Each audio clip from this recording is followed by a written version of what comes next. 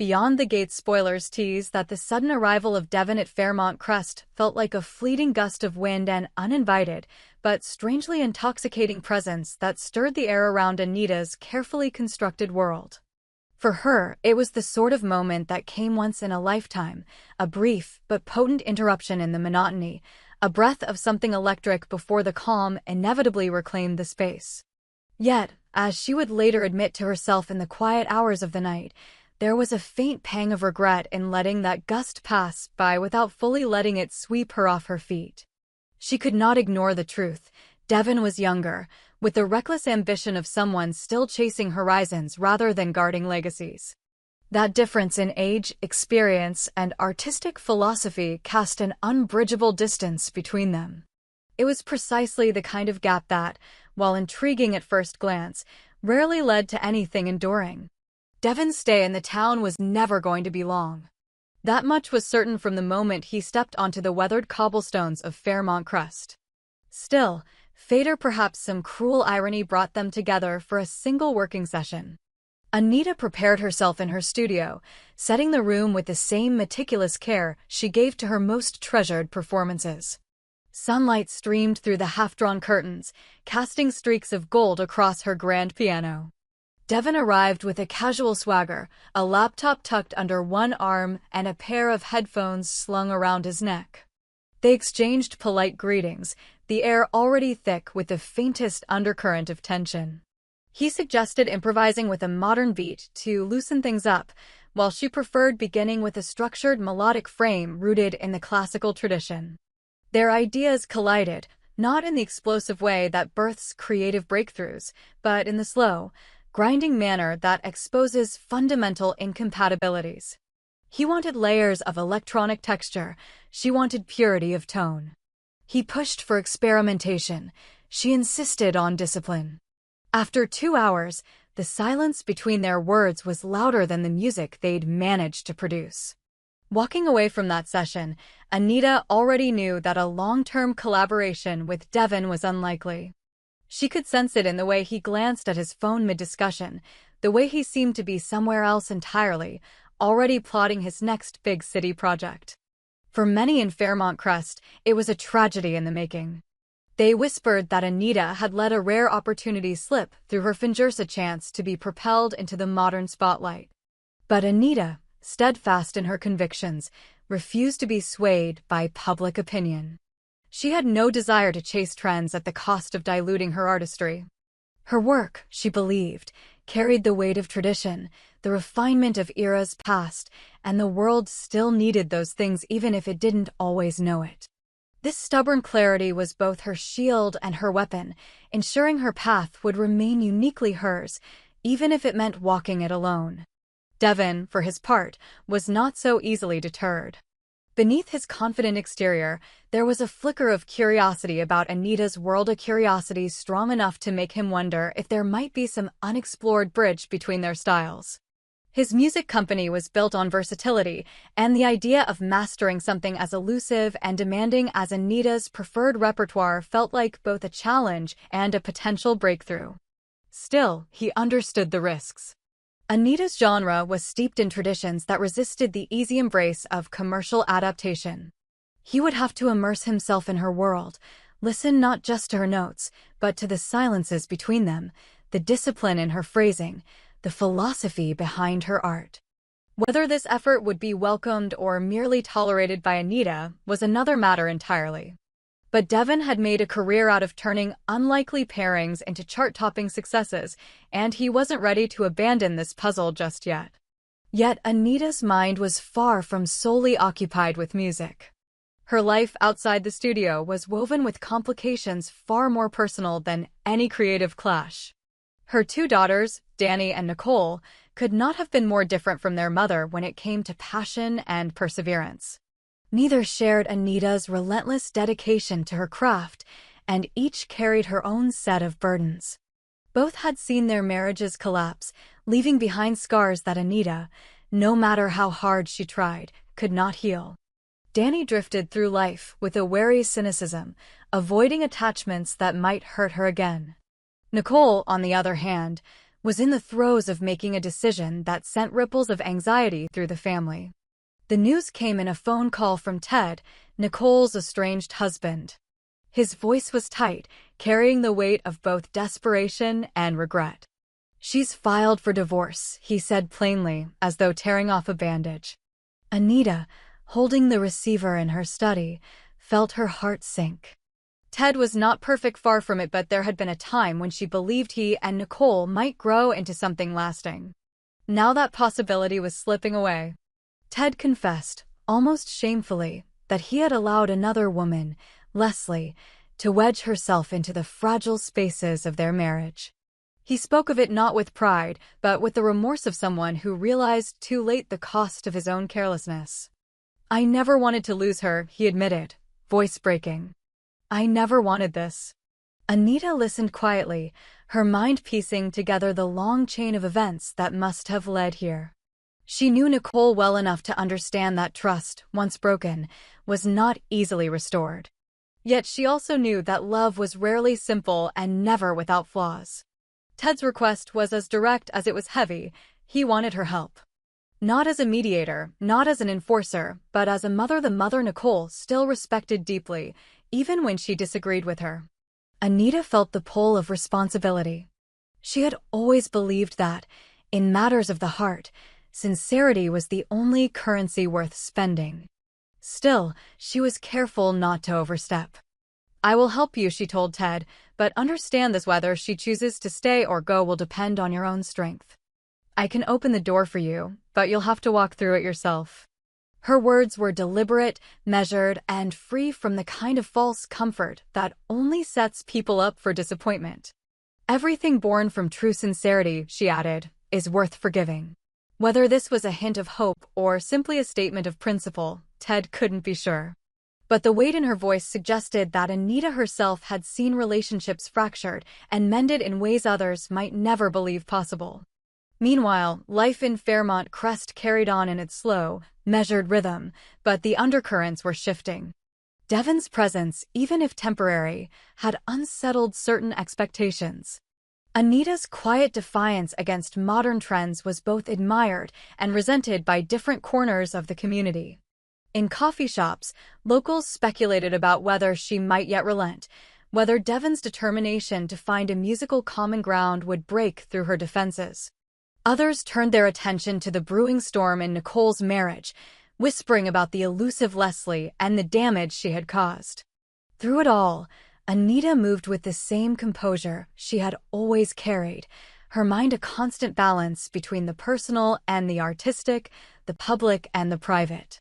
She could not know it yet, but these threads: Devon's quiet persistence, Nicole's uncertain marriage, Ted's plea for redemption, were winding themselves toward a point of convergence. And when they did, the world she had so carefully held in balance would tilt in ways she could neither predict nor control. Under the muted glow of a Fairmont Crest evening, Devon found himself pacing the narrow stretch of boardwalk along the edge of town. The sea wind carried the faint echo of an old piano piece from Anita's Hausia melody he couldn't quite place, but recognized as hers. It wasn't loud enough for him to hear every note, but it was enough to remind him of the stubborn elegance that had drawn him in despite their creative stalemate. He had tried to move on, telling himself that their one session had been proof enough they were incompatible. Yet, there he was, thinking about the tone in her voice when she dismissed his electronic harmonies, not out of arrogance, but conviction. That conviction was magnetic in a way he hadn't anticipated. Meanwhile, Anita's focus had shifted entirely to Nicole's looming decision. The divorce papers sat unsigned on her daughter's kitchen counter, a silent testament to the uncertainty still brewing in her mind. Anita had been careful not to push too hard. She knew Nicole's pride would not allow for lectures or ultimatums. Instead, she took the softer approach, visiting under the pretense of casual conversation, offering warm tea and listening more than speaking. Vernon, ever the quiet observer in the background, noticed the subtle way Anita guided Nicole back toward memories of her marriage before the bitterness had taken root. Nicole responded with a mix of defensiveness and vulnerability, at times clinging to her anger, at others betraying a deep exhaustion from carrying it. Ted had been making his own efforts, reaching out with letters rather than calls, knowing that words on paper could not be interrupted or argued with in the heat of the moment. Each letter was carefully penned, free from excuses, instead focusing on small, specific moments from their shared life, the way Nicole laughed when she cooked with the windows open, the nights they spent driving nowhere just to talk. Anita, reading them before Nicole did, saw the shift in his tone. The desperation had softened into something steadier, more genuine. Whether it would be enough, she couldn't predict. Forgiveness, she knew, was a choice and one Nicole would have to make without the shadow of her mother's influence pressing too closely. Devon's path crossed with Anita again unexpectedly at a charity event hosted in the old town hall. It was not a musical affair, but a fundraiser for local arts programs, where community leaders mingled and the younger crowd came for the free wine. Anita stood near the back, in quiet conversation with Danny, who had little interest in the event but came out of loyalty. Devon approached with his usual ease, speaking first to Danny, drawing a polite but guarded smile from her. Anita watched the exchange, suspicious of his intentions but unwilling to be openly cold. When he finally addressed her, it was without mention of music. Instead, he asked her about the town's history, the significance of the crests and murals lining the hall. This shift in approach surprised her. For once, he wasn't trying to merge their artistic vision, she was simply listening. As the evening drew on, Devon found himself lingering in conversations with both Anita and Danny. It became clear to him that Anita's guardedness wasn't just about musical philosophy, it was about trust, about letting someone into a world she had worked decades to protect. Danny, picking up on the tension, teased her mother later that night about the man with the city shoes, earning an exasperated but faintly amused glare. Nicole's situation reached a quiet tipping point when Leslie herself made a subtle but deliberate appearance in town. She claimed it was for business, but the timing was impossible to ignore. Anita spotted her at a cafe, seated in the corner with her phone and a faintly satisfied smile. She didn't confront her, doing so would have been beneath her, but the sight hardened her resolve to help Nicole make her decision with full clarity. That evening, she visited Ted for the first time since his plea. They spoke plainly, with Anita laying out the reality as she saw it. Nicole could forgive him, but only if she saw that his remorse was not fleeting. Any gesture now would have to be sustained, consistent, and rooted in truth, not strategy. In the weeks that followed, Devon began experimenting with pieces inspired by Anita's music without directly involving her. His recordings, though still containing his signature modern layering, began to take on the restraint and clarity she valued. Word of these works found its way back to her through Vernon, who had overheard one at a gallery opening. Anita was reluctant to admit it aloud, but she listened to one track late one night, headphones in, the room dark except for the glow of her desk lamp. She didn't smile, but she didn't turn it off either. Danny, seeing the shifting dynamics, wondered aloud to Nicole if their mother was softening toward the outsider.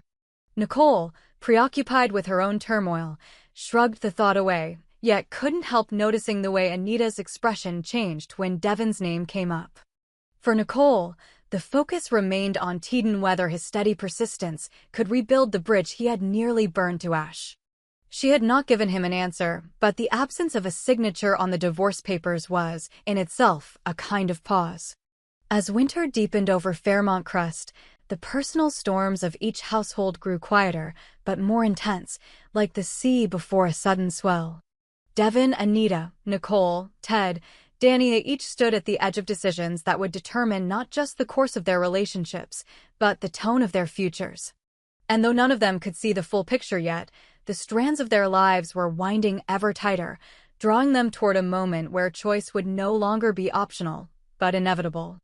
The air in Fairmont Crest felt heavier as the first hints of spring began to push through the frost.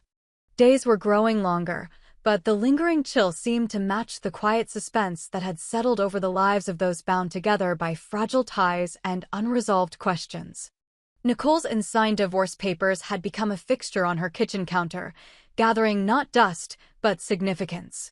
Every day she walked past them, each glance a silent confrontation with the choice she had yet to make. Ted, true to Anita's warning, kept showing up not in grand gestures, but in the steady, humbler ways that were harder to ignore. He fixed the leaky faucet in Nicole's bathroom without being asked. He left bags of groceries on her porch when she mentioned offhand that she hadn't had time to shop. He no longer tried to explain away what had happened with Leslie. Instead, he let his presence speak for him. Anita, though careful not to meddle, kept an attentive watch over both of them. She had long since learned that love restored was never the same as love untouched. It carried scars, but sometimes those scars became the strongest part of the bond. Her advice to Ted had not been meant as reassurance, but as a test. If he truly wanted Nicole back, he would have to endure the long silence and prove himself in the spaces where words could not reach. Now, watching from a distance, she began to believe he might actually pass. Devon, in the meantime, had been quietly working on something neither Anita nor anyone else had anticipated. Without announcing his intentions, he compiled a small series of recordings that blended his modern style with subtle nods to Anita's discipline. The work was not a compromise so much as a conversation and unspoken acknowledgement of her influence, without the pressure of her approval. When the collection was finished, he sent a single copy to Anita's home without a note. She found it in her mailbox one clear afternoon, the plain envelope almost lost among bills and catalogs. That night, she listened to it alone in her study. By the third track, she realized he had done something rare. He had listened to her without asking her to bend, and yet, he had still made something undeniably his own. Their next meeting was unplanned, as if engineered by the quiet machinery of fate. Anita was leaving the market when Devon appeared, holding a paper cup of coffee in one hand and a worn leather notebook in the other. They exchanged pleasantries, but this time there was no edge, no guardedness. She told him she had heard his recordings. He didn't ask if she liked them. Instead, he simply said, "I wasn't trying to change your music. I was trying to understand it." That honesty, stripped of ambition, was more persuasive than any pitch he had made before. Anita didn't agree to collaborate again, not immediately, but she left with the sense that their paths might not be as incompatible as she once thought. Dani, watching her mother's interactions with Devon from the periphery, found herself unexpectedly hopeful, not because she imagined a romance, but because she saw in Anita's softened stance a reminder that openness was not weakness.